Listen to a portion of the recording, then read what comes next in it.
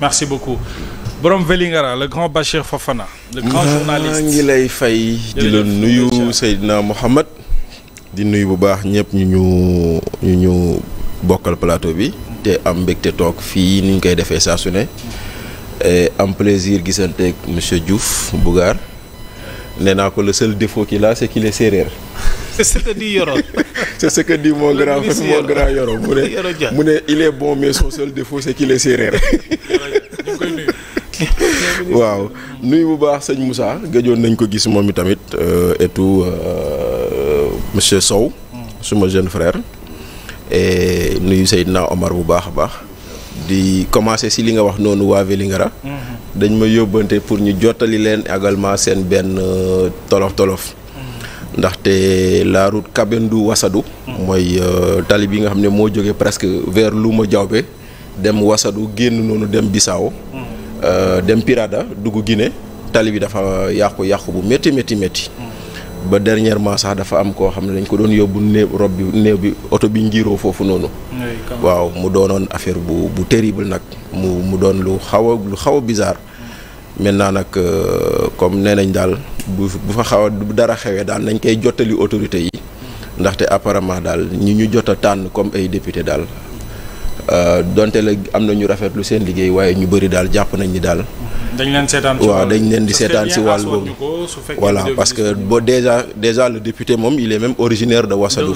de Wassadou ci boppam kon xam na bu baax lu ñuy wax moom la Ibou Guèye la tudd député bi. mais bon terewul nag waa Vélingara ñu ngi koy kaas rawatina ñu dëkkee zone boobu noonu. di leen si ñu koy kii beneen bi tamit nag Mohamed. man damay toog fii ma toog nii. ndaxte semaine passée. dama fa am lu ma fi doon wax mu jur coow. te nag xam nga Sénégal dafa xaw a métti. Bougar nous sommes que des humains. donc il peut arriver que dans une appréciation d'une information qu'on se trompe. mais c'est pas la fin du monde. maintenant man je ne me suis pas trompé j'ai dit 4 choses les 3 kenn weddiwu ko. ñu bëgg a langaamu ci benn bi pour def ci lu ndoka su dul noonu. dama leen ne te defe naa j'ai vu même Bougar parler de ça. li ma leen wax dama leen ne CENTIF kuréel bu toll noonu ak doole buñ ko jox ci réew mi waruñu jël kuy politique teg ko ci waxam ci loxoom. kii ngeen fal CENTIF politicien la woon ndaxte 2007 ba 2017 parti ba ñu naan MRDS moo fa nekkoon trésorier. avec Bara Diouf. mon jeune frère. ko pôle urbain de Diamniadio. mon jeune frère. donc nekkoon na fa. bokk na ci parti bi ak yooyu noonu leen laa wax dafa bokkoon ci liste ñu ne bokkul ci liste ñu ne non may leen nag je m'excuse maa leen ne woon bokkoon ci bokk mais le reste le fond du débat il demeure. le fond du débat c'est 2 choses le premier le rapport de la CENTIF vaut enquête préliminaire et ce rapport n'est pas contradictoire IGE sax moo ko ëpp doole mais IGE bu bindee rapport da lay jox ne la am. ak Cour des comptes loo ci xalaat mais yow nga bëgg bind rapport ci Bougar Diouf rapport boobu mën a tëj Bougar Diouf te doo ko ci laaj xalaatam ça c'est quelque chose à revoir loolu lañ leen wax loolu mooy le fond du problème beneen fond du problème moo di ni sur les textes de la CENTIF dañu ne ka ñu fay fal warul jege politique. te kii ba ñu ko falee la démissionné ci politique. voilà ce que nous avons dit. et voilà le fond du débat donc. autant on peut dire oui il n'est pas sur la liste. On l'a reconnu on s'est excusé mais le fond du débat reste le même. et que loolu la ñu dara wax.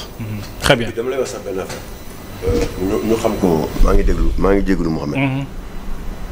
c'est que ñenn ñi ñëw rëy mais ñun rëy ñu juum wax ko. exactement. on n'a pas ce problème. c'est-à-dire da ngay toog di wax nga juum nga xam ne da nga juum kooku au contraire kooku da nga ko war a féliciter. c'est ça. parce que kooku moo am grandeur. mais après dañ ciy bëgg a langaaw. non yooyu porter plainte yéen nit ñi kaso bon c'est des bassesses quoi. yoo xam ne bon mais ki nga xamante ni wax nañ ko ko. te mu am grandeur bañ a porter plainte. lui aussi il est grand. waaw moom it il est grand na déglu ay nit. waaw keneen ku ci langaamu. waaw du ko langaamu bëgg a doon président CENTIF il faut porter plainte li karab explique. gis naa benn ministre Buruxlumaan boo xam ne daf ko see def sax. waaw xam nga ministre Buruxlumaan day am fu ne. même pas avoir ce temps. voilà moom ma nee naa ko nag wax dëgg nag waroon na am jot leneen. lu dul nekk fii. di inciter nit naan ko il faut porter plainte contre lui ba naan bu ñu leen plainte assumer ñun ba ñu plainte dawuñu nëbbatuwuñu suñuy ginnaaw ba ñu dem jëli suñuy jabar moom dañ ko fi plainte mu daw ñu dem jëli jabaram. fii la ñu fekk. waaw ñun ba ñu plainte dañoo dem wuy ji et on a assumé. très bien taxawuñu ci ay plateau di jooy.